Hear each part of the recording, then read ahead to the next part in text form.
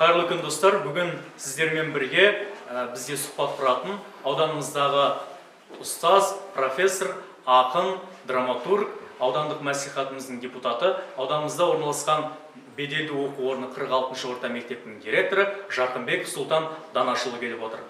Сұлтан Данашұлы, қайырлы күн. Біз ауданымызда естіп жатырған шығарсыз, жаңа толқын атты жас ұстаздар қауымдастығы құрылып отыр. Бұл қауымдастықта ауданымыздың қаймағы болған дарынды балалармен жұмыс жасап, соларды болашақ өнерге, білімге бағыттасақ деген ниеттеміз. Енді осы жерде сізге бірінші қоятын сұрағым, сіз өзіңізде бала болдыңыз, сіз өзіңізде білім алып, өнерге еліктеп өстіңіз. Осы мәдениет жолын, өнер жолын, еңбек жолыңызда қалай, неден бастадыңыз? Армысыздар, құрметті әріптестер, құрметті біздің жастарын және осы дарынды тәрбиелеп жатқан біздің ауданның ұстаздары.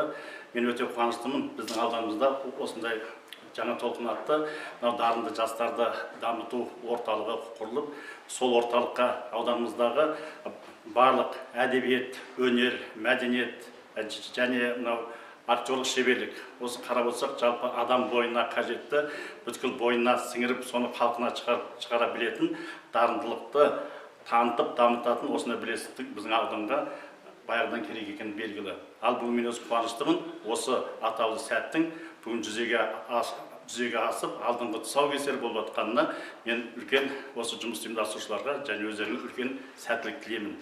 Елбасы айтқандай, дарынды дамыту қай ғасырда да болса да, қай кезеңде де болса да, біздің алдымыздағы бірінші мақсаттың бірі деген тәуелсіз Қазақстанның әзіргі жастары білімге де, өнерге де, спортқа да қай жағынан алсақ, өздеріңіз де көп бар біліп жатсыздар, аудан болсын, облыс болсын, республика болсын, халықаралық әлемдегі барлық жарыстарда қазақтың 9 жастағы баласынан 30 жасқа дейінгі жастары үлкен жүлделі орындарды алып, біздің Қазақстанның тәуелсіздігіміздің көк байрағын желбіреп жүргені белгілі. Әрине мұның бәрі сол адам бойындағы бірінші дарын деген қабілеттіліктің болуы, сол белгілі бір өнердің, сол әдебиет болсын, ақындық болсын, спорт болсын, немесе актерлік, әншілік болсын, сол бойындағы дарынын халыққа таныту арқылы көптеп өзіміздің мемлекетімізді танытатын белгілі. Енді сұрағыңа үлкен рахмет. Мен өзім осы ең бірінші өнерге келуімде, жалпы осындай бала кезімізде мен актер болуды қаладым. Актер болуды қаладым, бірақ мен бір үйдің кенже баласы болғандықтан маған актер болуға ешқандай рұқсат бермеді. Ол кезде әзіргі кезеңдегідей емес, әзір барлық жағынан өзіңді қай жағын шыңдасаң да еркіндік бар. Актер боламын десең де, әнші боламын, ақын, сазгер, спортсмен боламын десең де, барлық жағдайлар жасалған. Ол кезде тек қана оқуың керек, содан бар театрға барып жұмыс істеуің керек. Сондықтан біздің әзіргі жастардың ең бақытты сәті осы 21-ші ғасыр дарынды жастар ғасыры болса, біздің жастарымыз ізденіп жан-жақты болатын болса, бар осы саясатты, мәдениет, өнер саласындағы саясатты жүзеге асыруға болады. Сол актер боламын дедім, бірақ актер болуға қарсы болды. Енді айналып келіп мен бірінші мамандығым, ол кезде құрылыстың да жұмыстары жақсы болатын, өзім сурет салғанды жақсы көретін, актермен бірге көптеген суреттерім Балдырған, Ақжелкен журналдарында шығатын. 6 жасынан 7-11, сол 12 жасқа дейін суреттерім бәрі сол Балдырған журналдары, Ақжелкен өлеңдерім шағын сол кезден бастап шығатын. Мен әзірге бар жастарға айтайын дегенім, егер бір өнерге сәл ғана бір жақын болсаңыз, ешқандай қысылмай, соны баспасөз сөз беттеріне, немесе ұстаздарыңызға, немесе әріптестеріңе, немесе осындай әзір TikTok деген шығып жатыр ғой, сол арқылы өздеріңді танытып барып дамыта берсеңдер, өздерің бойыңдарындағы өнерлеріңде, қасиеттеріңде, дарын қабілеттерің бары шыңдалады.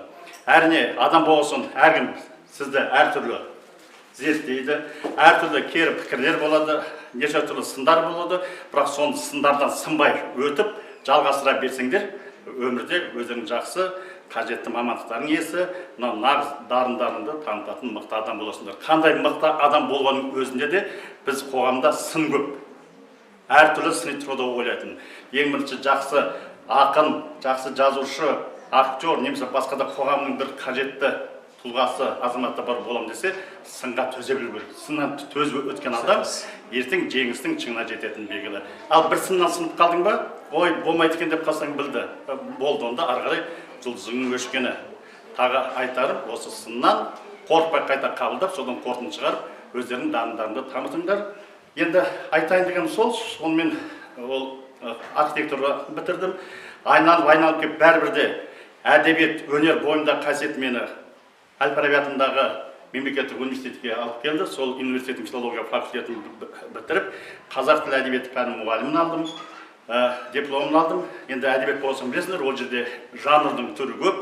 Мен өлеңде жаза бастадым, ұстаз болғаннан кейін толықтырып, драмалық шығармалар жаза бастадым, театрлар қойып атты. Өлеңдер жаздық, оны үлкен әншілер орындап жатты. Сондықтан мен айтайын дегенім, жалпы өнерге жақын болатын адамға, өнерге қажет ететін балаларға бірінші кезеңде өзі таңдауын дұрыс жасау керек. Екінші, адам білімді болу керек бұл жерде. Тек қана ақын бола қалу үшін, тек қана бір-екі сөйлем өлең шығару үшін сен кітапты көп оқуың керек. Сен әртүрлі тарихи оқиғаларды білуің керек. Қазақтың кезеңдері, адамның өміріндегі кезеңдер, әзірге кезеңдер, салыстыра білетін бір жағдайда өте әдебиеттегі мықты теориялар бар, соларды жақсы білу керек. Жалпы білімді болу үшін интернет, Фейсбукта отырудағы қысқа ақпараттарды ғана білу емес, кітап оқу керек. Кітап оқып жан-жақты дамытқан адам, оның сөзі де ұшқыр болады, ойы да ұшқыр болады. Беретін қоғамға пайдасы да көп болады. Қай кезеңде болса да, қандай отырыста отырып тақылап қалса да, ол қысылмай өзінің білетін білімнің бар екенін көрсетеді. Біз әзір көптеген жерге жиындарға барған кезде, жастарға үлкен ортаға барған кезде бір кітапты Мұхтар Әуезовті дейік мысалы. Абыржан талдай қалса көбіндемей отырады. Көрдіңіз ба? Жастардың көбі, немесе басқа шығармалар болсын. Мұқағали шығармасына келсек те, бір-екі өлең бар жаттап алған, өмірбайын білмейді. Ал бұл өлеңдердің мағынасы, мазмұны қандай оқиға, тақырыпқа байланысты бір жазылды, оны толық білмейді. Мысалы, күнделіктен оқыса, өлең қалай жазылған бәрі бар. Сондықтан әзірге кездегі жастарға тек қана тілейтінім, жақсы қоғамда, жақсы заманда өмір сүріп жатсаңдар, бірінші кітап оқу керек, ортаны сыйлау керек, ата-ананы құрметтеу керек, өзіңді құрметтесең, сен айналаңды құрметтесең. Сондықтан білімімізбен, өнерімізбен біз тәуелсіз Қазақстанымызды гүлдендіре білейік. Рахмет, Сұлтан Данашұлы. Жаңа айтып жатырсыз, өзіңіз сәулет өнерін, сөз өнерін, саз өнерін бәрін меңгерген тұлға екеніңізді біздің жастар көріп біліп отырған шығар. Енді осы биікке көтерілу үшін, осындай білім парасатқа ие болу үшін бәріміз ұстаздың алдынан өттік. Сіз қандай ұстаздармен жұмыс жасадыңыз? Сіздің өнерге келуге деген бір ықпалын жасаған ұстаздарыңыз туралы екі ауыз айтып кетсеңіз. Әрине өте орынды сұрақ. Қандай талант болсын, қандай дарын болсын, ол міндетті түрде мектеп бірінші ата-ана тәрбиесінен кейін екінші алатын тәрбиесі сол ұстаздың алдынан шығады. Ұстазсыз шәкірт тұл дейді. Себебі ұстазы жақсы ұстамы жақсы дейді.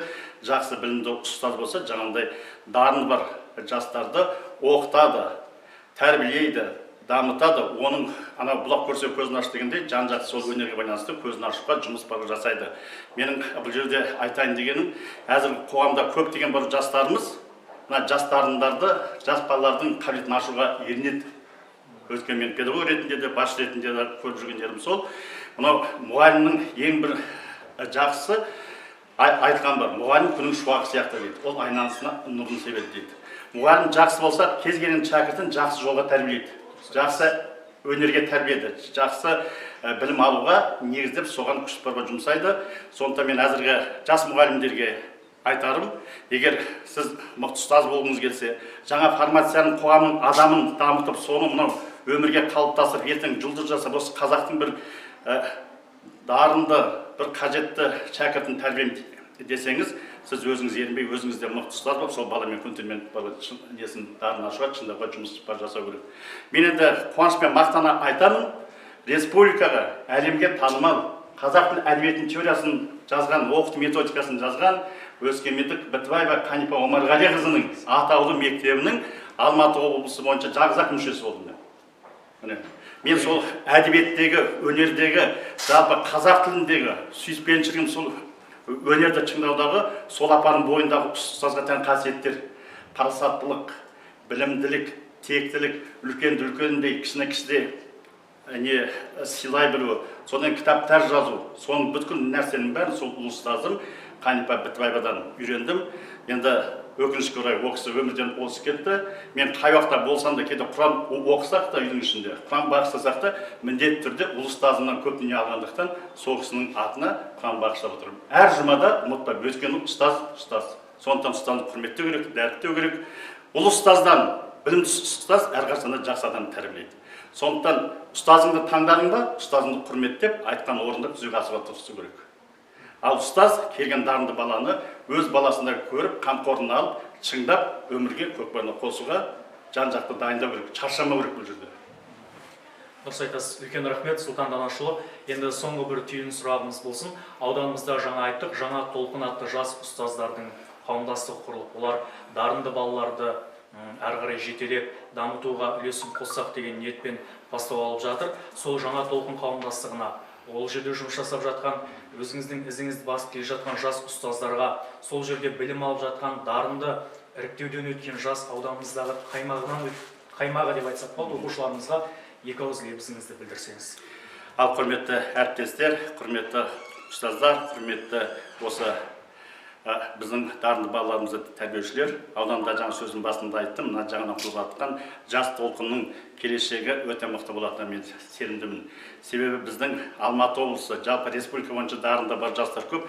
Оның ішінде Іле ауданының жастары кез келген жарыстарда, кез келген үлкен өнер байқауларында, білім байқауларында қарасаң, үлкен жүлделер орында тұрады. Оның бәрі ненің көрінісі? Сол ұстаз, соның бәрі сол шәкірттерді тәрбиелеп, қосып, солардың үлкен осы қоғамда орын алуға әрекет етіп жатқан біздің қадірменді құрметті ұстаздар. Сондықтан мынау алғашқы басталған қадам құтты болсын. Жас ұстаздарға шығармашылық табыс тілеймін. Ыбырай Алтынсариннің жақсы сөзі бар: жақсы мұғалім маған қажет, ол өйткені мектептің жүрегі деген. Сол айтылғандай, әрқашанда жақсы ұстаз бола білген адам, ол мектептің ғана жүрегі емес, ол қоғамның жүрегі, ата-ананың жүрегі, шәкірттің жүрегі, тілегі мен қуанышы.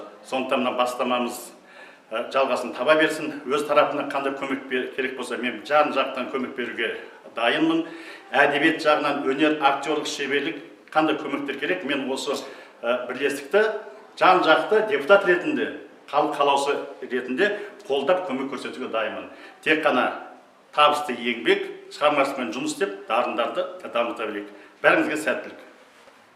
Ал құрметті Нұрбек Батыр, осы істің қасында жүріп жатыр екенсің, бізге жақсы сұрақтарды қойып жатсың. Осы қауымдастыққа өздерің жақсы білесіңдер, әдебиетте үлкен роман жазушылардың бірі, көп жазған жазушының бірі Ильяс Есенберлиннің «Көшпенділер» атты мынау трилогиясын сендерге тарту етемін. Үлкен рахмет. Міне, бұл енді үлкен даңқты кісінің шығармасы. Сендердің ертең бір үйірме музей ашыласында арнайы бөлме жабдықтап жатсаңдар, сол жерге қоюға табыс етемін. Сондықтан кітапты оқыңдар. Ильяс атамыздың қазақ тарихы, көшпенді халықтың өмірі қалай болды, оның қоғамдағы әр адамның жұмысы, оның сол кезеңнің ауыртпалығын қалай қазақ жеңе білді, қандай бірлікпен жеңді, қандай тірлікпен жеңді. Осы 3 томдық романның ішінде барлық оқиға да бар, қазақтың тағдыры да, өмірі де, жеңісі де, жемісі де бар. Сондықтан балаларға жаңа сөзімде айтқандай кітап оқу керек. Осы кітапты өздеріңе сыйға тартамын. Арнайы бөлмелерге жабдықтап, осы кітап арқылы болашақта үлкен конференция жасаймыз деп ойлаймын. Сәттілік жұмыстарыңа. Үлкен рахмет.